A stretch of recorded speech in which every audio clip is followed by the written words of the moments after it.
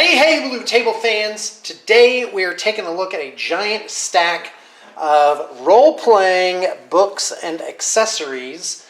This is put out by Free League, and they also did Tales from the Loop.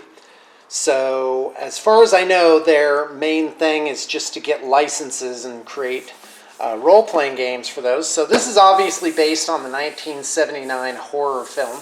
Hope I got the date right. I don't know. When I was in 6th grade, right around-ish that time, I was scared crapless of this movie. I had never seen it, but a friend of mine brought in one of those movie still cap books, and it did not sit well in my psyche. So anyway, but now I love it and can't get enough of it.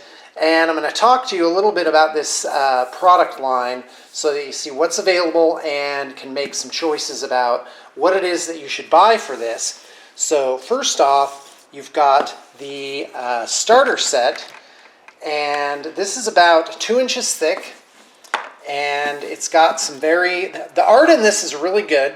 Obviously, I always love more art, but for the starter set, you get a module called Chariot of the Gods, and there's many people that have reviewed this on YouTube that are better than I, and basically it's just a starter adventure.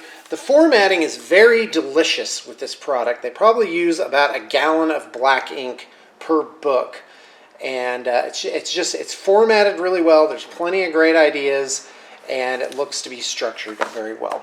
And one great thing about this is you get these absolutely luxurious maps. Let me just open one part for you. Now, how would you use these in an actual tabletop game?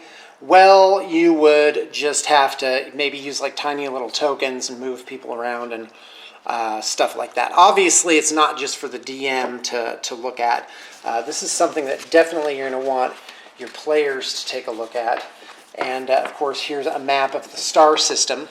Now, what really, I'll get into that in a second.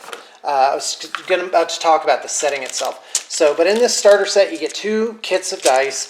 You get a bunch of cards. These cards are like motivations and equipment and mini character sheets and tiny little things like that. And so you get these really cool cards. And I probably wouldn't even use these. And it's definitely rated R. Like there's a lot of gore. There's a lot of really dark stuff in here. And then you get 3 other things in the basic kit. Is you get these character sheets, and they're like 3D artist renders pushed down to 2D. They're not overly great, but they're good enough, and they certainly capture the spirit of the game. So I didn't mean to bag on it at all. Now you've got the starter set rulebook. This is, I'm so sorry to say it, but this is basically garbage. You don't need this. If you're going to play this game at all, get the core book, which is this thing you see lurking around in the background there. Just get that. The starter set, I think, retails for $50. In fact, everything you're going to see here basically retails for $50 or somewhere close to that. You can find it for less.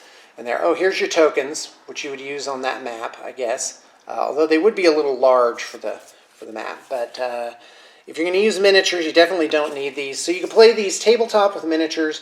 You can play a tabletop with the tokens, or you can play it online. Playing it online using a program like Roll20, I think is really, really, really, really, really your best bet. And I'll talk more about that later. So I'm just going to throw these in here, close this up. Basically, if you don't want the dice and the map, I don't know. I don't think you really even need this. So there you go. That's the starter set. I'm going to jump ahead in the queue just a little bit and talk to you about the DM screen. Now, this DM screen is flat orientation. Some DM screens go like that. Most nowadays tend to go like this, which I like better. It gives you a triple, which is okay. If I were really running this game high-style tabletop, either with tokens, theater of the mind, or actual miniatures, I would actually buy 2 of these and just have a very luxurious thing. Now, the thing about DM screens is, do they give you the information you need? And in this case, I really think that they do. It tells you different types of actions. And the two main charts which you use a lot is critical injuries. And let me tell you, you get killed a lot in this game. And then a panic roll. Panic rolls happen all the time. It's a main structure of the game. Again, there's people that have reviewed it way better than I. Oh, I forgot to put the cards back in here. So let's continue. Now, by the way, just so you know, I have super high praise for this game. It's so good. It's so immersive. It captures the whole feel of it. I love it. I love everything about it. It's so incredible. The big surprise is that this isn't just a game about xenomorphs, about the alien. It's a hard science fiction setting. You could play this whole thing and never have a xenomorph even one time in it.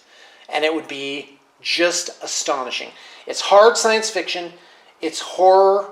There's a little bit of despair in it because you're always checking for like air, water, different types of supplies and things, and you can just panic. You got to keep that panic. You've got adrenaline and panic. So like, what's it called? Stress. You get stress levels in it. In fact, let me just start opening this up so you can see something while I'm blabbing about how great it is. You've got stress levels, and stress levels actually help you with your die